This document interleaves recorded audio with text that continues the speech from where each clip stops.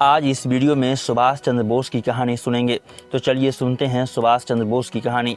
भारतीय स्वतंत्रता संग्राम में अनेक महापुरुषों ने अपना योगदान दिया था, जिनमें नेताजी सुभाष चंद्र बोस पहली पंक्ति में थे। सुभाष चंद्र बोस ने भारत की गुलामी की बेड़ियों से आज़ाद कराने के लिए उन्होंने कई आंदोलन किए थे। सुभाष चंद्र बोस का जन्म 23 जनवरी 1857 में उड़ीसा के कटक शहर में हुआ था। बोस के पिता का नाम जानकीनाथ बोस और मां का नाम प्रभावती था। जानकीनाथ बोस कटक शहर में एक मशहूर वकील थे। जानकीनाथ बोस के कुल मिलाकर 14 संतानें थीं, जिनमें 6 बेटियां और 8 बेटे थे। सुभाष चंद्र बोस 9वीं संतान और 5वें नंबर के बेटे थे। सुभाष चंद्र बोस की प्रारंभिक पढ़ाई कटक शहर के रेवे सब कैलेट स्कूल में हुई। उनकी उच्च शिक्षा कलकत्ता के प्रेसिडेंसी कॉलेज और स्कॉटिश चर्च कॉलेज से हुई और बाद में भारतीय प्रशासनिक सेवा ICS की तैयारी के लिए उनके पिता बोस को इंग्लैंड के कैम्ब्रिज विश्वविद्यालय में भेज दिया। अंग्रेजी शासनकाल में भारतीयों के लिए ICS का एग्ज़ाम पास करना बहुत कठिन होता था। इसके बावजूद भी सुभाष चंद्र बोस ने ICS की परीक्षा चौथा स्थान प्राप्त किया। 1921 में भारत में बढ़ती राजनीतिक गतिविधियों की समाचार पढ़कर बोस ने अपनी नौकरी को लात मार दी और भारत लौट आए। उन्हें लग रहा था कि देश लूट रहा है, अंग्रेजों के हाथों से मैं मौज काटूं। उन्हीं की साथ में ICS की नौकरी छोड़ने के बाद वे राष्ट्रीय कांग्रेस के साथ जुड़ गए।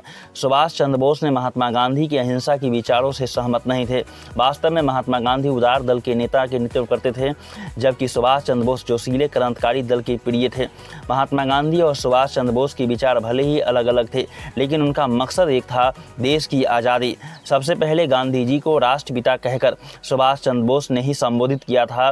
सन 6 जुलाई 1938 में भारतीय राष्ट्रीय कांग्रेस के अध्यक्ष निर्वाचित होने के बाद उन्होंने राष्ट्रीय योजना आयोग का गठन किया। यह नीति गांधीवादी आर्थिक विचारों के अनुकूल नहीं थी। 1939 में बोस ने पुनः एक गांधीवादी प्रतिद्वंदी को हराकर विजय हुए। गांधी जी ने इसे अपनी हार के रूप में लिया। उनके अध्यक्ष चुने जाने पर गांधी जी ने कहा कि बोस की जीत मेरी हार है और घर है, और लगने लगा कि वह कांग्रेस की वर्किंग कमेटी की त्यागपत्र दे देंगे। गांधी जी के विचारों के चलते इस विद्रोही अध्यक्ष ने त्यागपत्र देने की आवश्यकता महसूस की। गांधी को लगता था कि विरोध को देखते हुए उन्होंने स्वयं कांग्रेस छोड़ दी। इसी बीच दूसरा विश्व युद्ध घिर गया। बोस का मानना था कि अंग्रेजों के दुश्मनों से मिलकर आज़ादी हासिल किया जा सकता है। उनके विचारों को देखते हुए उन्होंने ब्रिटिश सरकार को कलकत्ता में नज़रबंद कर दिया, लेकिन वह अपने भतीजे शिशिर कुमार बोस की सहायता से वहां से भाग निकला। वह अफगानिस्तान और सोवियत संघ होते हुए जर्मनी जा पहुँचे। सक्रिय राजनीति में आने से पहले नेताजी ने पूरी दुनिया का भ्रमण किया। वह 1993 से 1936 तक यूरोप में रहे। यूरोप में यह दौर हिटलर के नाजीवादी और मुसोलिनी के फांसीवादी का था। नाजीवादी और फांसीवादी का निशाना इंग्लैंड था, जिसने पहले विश्व युद्ध के बाद जर्मनी पर एक तरफा समझौता थोपे थे। वे उसका बदला इंग्लैंड में लेना चाहते थे। भारत पर भी अंग्रेज का कब्जा था और इंग्लैंड के खिलाफ लड़ाई में नेताजी को हिटलर और मुसोलिनी में भविष्य में मित्र दिखाई पड़ रहे थे। दुश्मन का दुश्मन दोस्त होता है, उनका यह मानना था। स्वतंत्रता हासिल करने के लिए राजनीतिक गतिविधियों के साथ साथ कूटनीतिक और सैन्य की शक्ति भी जरूरत पड़ती है। सुभाष चंद्र बोस ने 1937 में अपनी सेक्रेटरी और एस्टोनियन युवती से शादी की। उन दोनों की एक अनीता नाम की बेटी भी हुई, जो वर्तमान में जर्मनी में रहती है। सुभाष चंद्र बोस हिटलर से मिले। उन्होंने ब्रिटिश हुकूमत और देश की आज़ादी के लिए कई काम किए।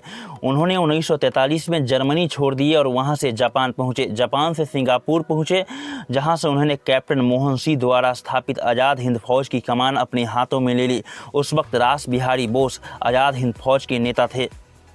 उन्होंने आज़ाद हिंद फौज के पुनर्गठन किया।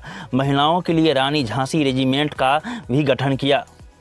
सुभाष चंद्र बोस को नेता की उपाधि जर्मनी के तानाशाह हिटलर ने दिया।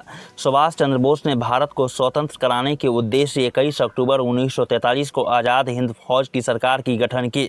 इस संगठन के प्रतीक चिन्ह पर एक झंडे पर दहाड़ते हुए बाघ का चिन्ह बना होता था। नेताजी अपनी आज़ाद हिंद फौज यहीं पर उन्होंने अपना प्रसिद्ध नारा दिया, तुम मुझे खून दो, मैं तुम्हें आज़ादी दूंगा। 18 अगस्त 1945 को टोक्यो जाते समय ताइवान के पास नेताजी की मौत हवाई दुर्घटना में हो गई, लेकिन सब नहीं मिल पाया। नेताजी के मौत के कारणों पर आज भी विवाद है।